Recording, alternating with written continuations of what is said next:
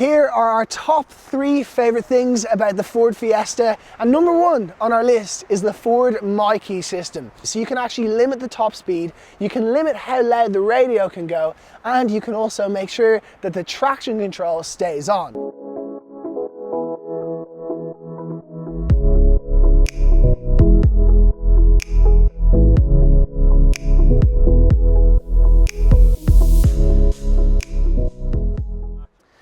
Hello and welcome back to the DoneDeal YouTube channel. Today we're reviewing the Ford Fiesta. Now traditionally it's a vibrant car, particularly behind the wheel. We're going to start this review however by looking at some of the functionality, how much space there is in the boot, and of course discussing pricing. Prices start from around €16,500 for the entry-level Z-Tech model. But let's go and have a look at the boot.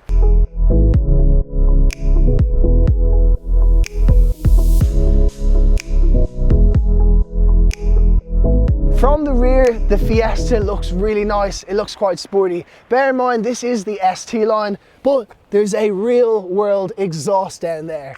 Now, when you open up the boot, it's pretty normal. So you got quite a large load lip, but it has all your usual creature comforts, things like storage, it has some shopping hooks, and under here, it has space for what would be a spare wheel, but in this particular one, you can use it as storage, and there is a puncture repair kit down there too, should you have a puncture.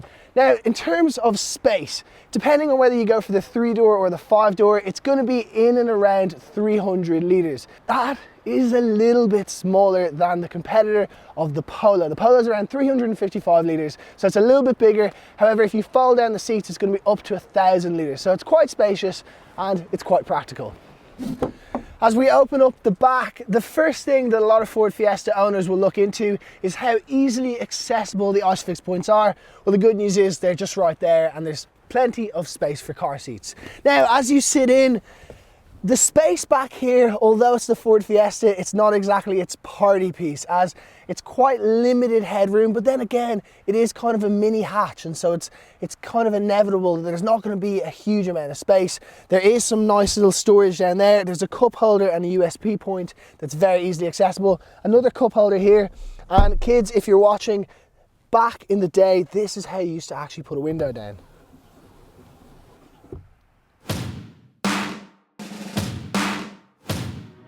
Now, I always say it, but the driver's seat is the most important part about your car, because at the end of the day, this is where you're going to be spending all of your time.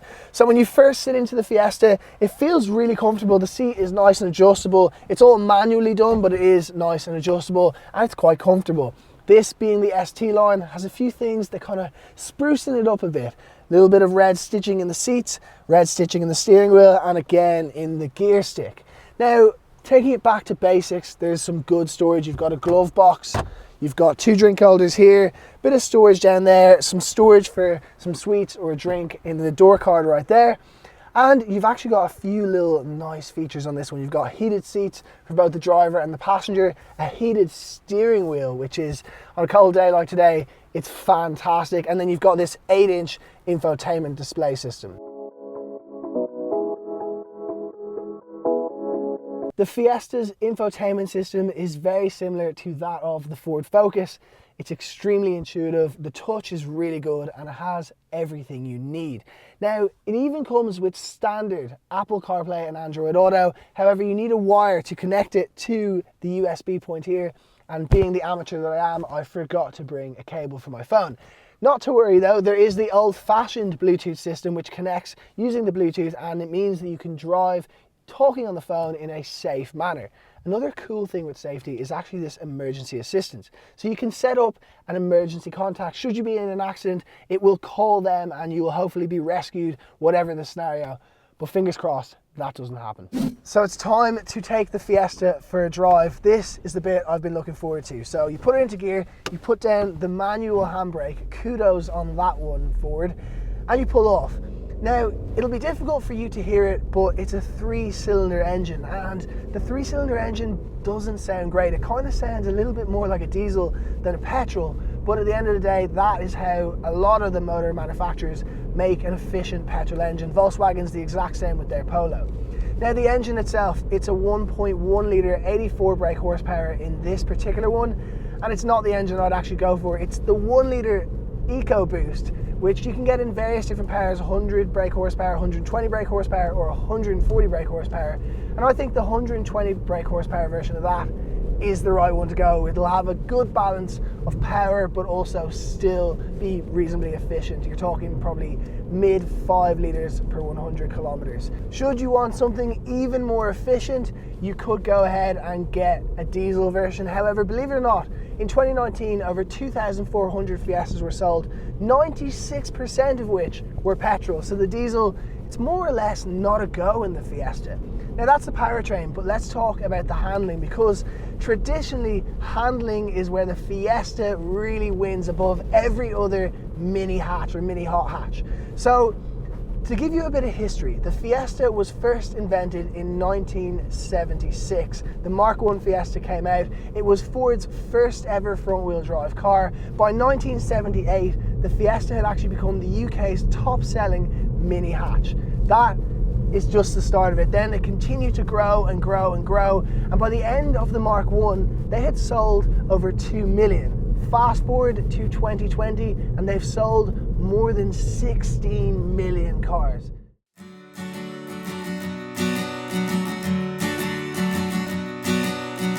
With that history, how the Fiesta handles is actually so important. And I have to say, honestly, this is incredible at handling. And obviously I'm in the ST line, so there's some slightly bigger 17-inch wheels, and there's slightly lower suspension that's a little bit stiffer, but it handles fantastically. Now I have to bear in mind that the average buyer of a Fiesta probably isn't going to want to have some crazy fun handling. It is also really nice around town. Ford manages to find that perfect balance of being fun and enjoyable on back roads, but still being extremely comfortable. And that's a hard balance to find, but Ford have nailed it.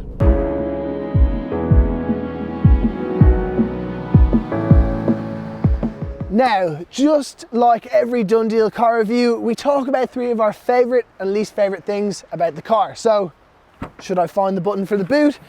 Here is number 1 on our least favourite things about the Ford Fiesta, and that is that the boot, although it increases from around 300 litres to just over 1,000 litres when you fold down those rear seats, there is quite a hump, so it's not completely flat. Number 2 is that the passenger seat is actually fixed when it comes to height, so you can't lower it and it can't be raised, which is a bit of a shame, as I'm not that tall and I'm pretty close to the roof. So should you have a 6 or 6'2" passenger, they're going to have some space issues. And number 3 is that when you open up the bonnet, as we previously mentioned, there's just missing a little bit of power in this engine. However, it's worth noting this is only the 1.1 litre. Should you get the 1 litre Ecoboost, your problems will be solved. Here are our top 3 favourite things about the Ford Fiesta, and number 1 on our list is the Ford MyKey system. So what this is a way for you to limit the car's abilities. So you can actually limit the top speed, you can limit how loud the radio can go, and you can also make sure that the traction control stays on.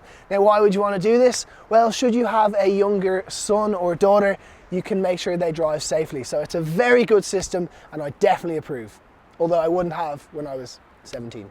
Number 2 is the front grille on the Fiesta. Now it looks really good, but it's also a distinguishing factor in what trim level you have. So the ST line will have a different grille to the Z-Tech, which will have a different grille to the Titanium, which will have a different grille to the Vignale. So it kind of distinguishes the car, which I really like. And number 3 is all of the driving aids in the Fiesta. So you've got 5 or 6. You've got the rear park pilot, which is effectively a reversing camera with reversing sensors. You've got hill start assist, so if you're on a steep hill, it will almost hold the handbrake, which is quite nice. You've got driver alert, it just kind of reminds you to have a coffee every 3 hours or so. You've got lane keeping assistance, which we'll talk about. You've got traffic sign recognition and pre-collision assistance. So pre-collision assistance is effectively where it will detect an accident and it'll start beeping on the screen, and then eventually it'll actually slam on the brakes.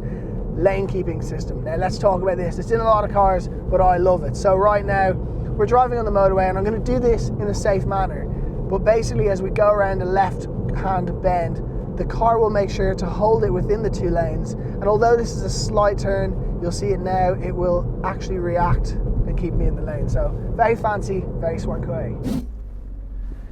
And there you have it.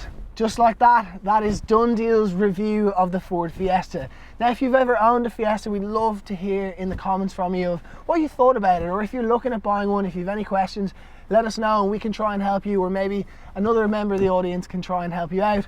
But for now, thank you so much for watching. Subscribe to the channel and we'll see you in the next video.